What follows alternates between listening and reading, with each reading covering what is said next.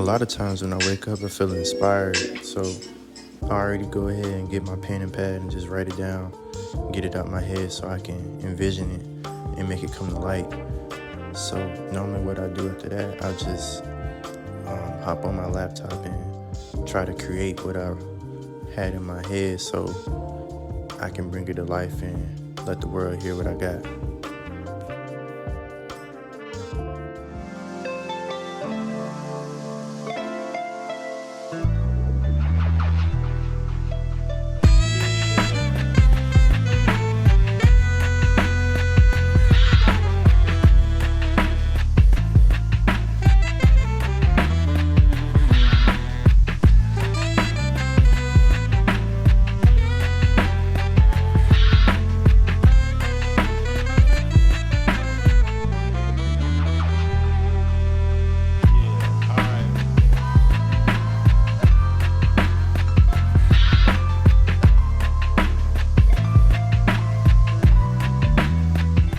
Yeah, I like to look up to the sky and just thank God every day for waking me up and giving me this amazing gift to showcase to the world. And I like to hear the birds and everything. It just makes me feel like calm and at ease and like I could take on the world.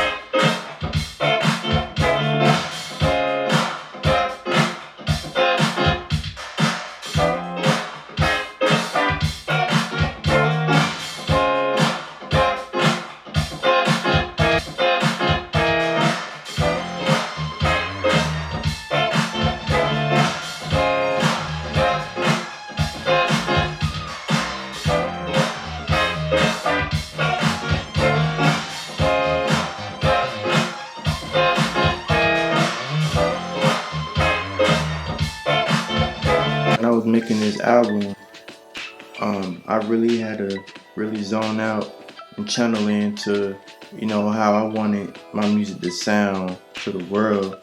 I didn't want it to sound like what's out right now. I wanted it to be on a whole nother level, so I really wanted it to resonate with the people, not only for right now, but forever. So that's why I always say I create timeless music. So I really wanted this one to be special and everybody to really feel something and take something away from this album. Be like, there's at least one song I like from this album. That's why I put so many tracks into this album. I just wanted to put my all into this album since, to be honest, Soul Cafe is my favorite series of projects I've worked on over the years. I started the first one in 2019. I released that the day of Beat Day in St. Louis. Shout out to Mad Keys for inviting me to that and letting me perform a track for the first Beat Day in St. Louis. That was back in 2019. That's when I released Soul Cafe 1, and then Soul Cafe 2 released later on last year. That one really resonated with people a lot too. But yeah, I really want to shout out to Mad Keys for letting me play a little of my music at Beat Day. And also he let me play at Beat Day when they had the second thing. I think it was like in early, I don't remember when that was. I can't remember exactly, but yeah, he let me perform again on Caramel Macchiato. That was my single at the time off of that EP. Speaking of Caramel Macchiato, I got my homie Othel Shabazz to get on that track as a remix, and I got that on there too as well. So yeah, it's definitely been a journey for me, because I really I found out that I could do things that I didn't know I could do musically, and I pushed myself. I didn't let up, and I just pushed harder and harder because I wanted to make this music work, and I wanted it to be put out at the right time as well. So I really wanted this to be special, and I know y'all gonna really like this project. It's gonna be one to remember for me personally. So yeah. So Café 3 coming out May 21st, 2021.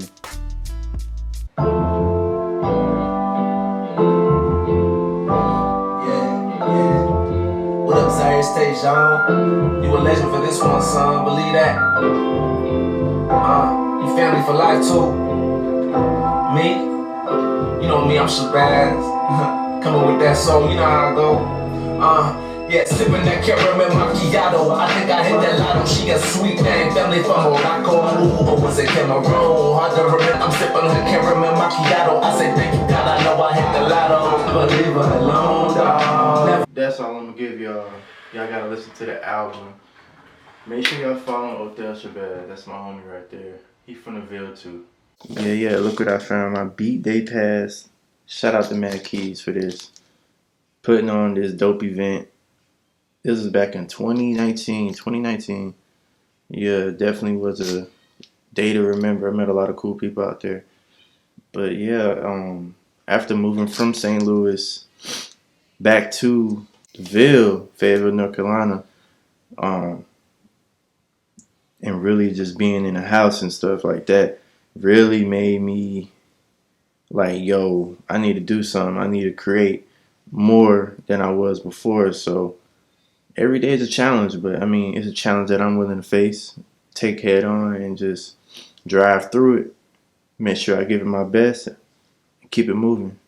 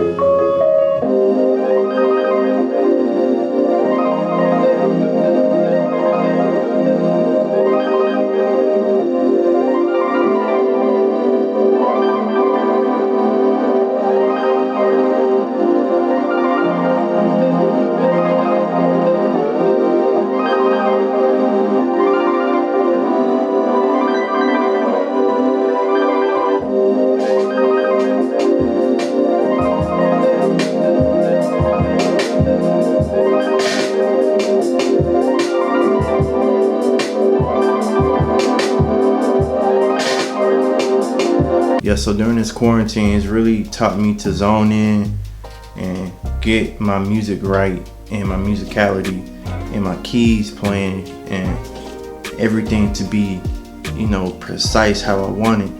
And it's since I've, been in quarantine, what I'm saying, this pandemic has been crazy because I haven't been able to really venture out and go to different shows, network with different artists. So it's really been different.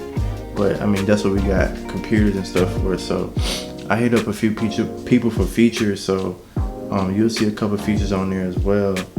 But yeah, this quarantine has definitely taught me to push myself and don't let up at all. Like set the tone, set the bar, set the standard for everyone to be like, yo, he in his own lane, he doing this. That's what Zairis TéJion does.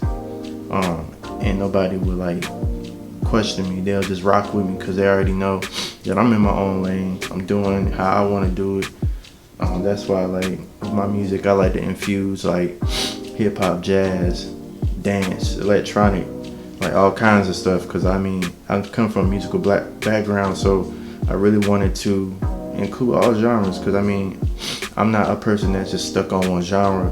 I like to experiment with different things so that I can find my sound and I can truly say, I found my sound that I really like. And yeah, definitely glad that I found my sound because it's taught me a lot.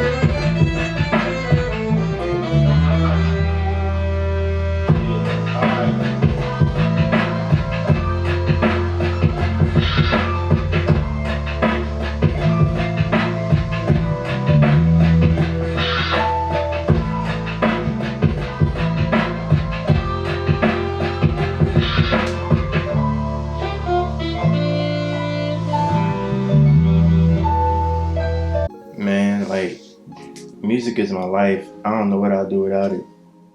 Like, music has gotten me through so many things. And I've been doing music since, like, man, mid 2000s. I had to be in, like, maybe like 5th grade when I first started. When I first put my hands on a software. I still remember it was Acid Pro. That's the first thing I started on. And then from then on, I tried out different programs, but now I use GarageBand. I mean, teach his own. People use Ableton, whatever, but that's just what I choose. Yeah, so I'm glad that I really stuck with it and got better over time. And even, doing band all throughout school, even in college at Fayetteville State. You know what I'm saying? That was an experience because it taught me the musicality and the notes, the notation, crescendo, decrescendo, all that. So I really honed in on everything over those span of years, being in the drum line, starting out on xylophone, learning the notes, the notations, so that when I did get to the drums, it would be a piece of cake. Yeah, so it really taught me a lot, just reading notes all the time and constantly working, especially when I got to college. Man, if you a music major, you know how it is. You spend countless hours like just working on your craft to be the best, because that's what you want to be. Now you might get some little hiccups here and there, but you keep pushing. That's what you do always, and we all get that. But yeah, definitely was a journey over the span of years, and I'm really grateful for it. It's taught me a lot. It's taught me what I can do, and if I can't do it, I figure out a way to do it, and I do it my own way. Everybody got their own way of doing things, so I just find my own way, stay in my lane, and go from there.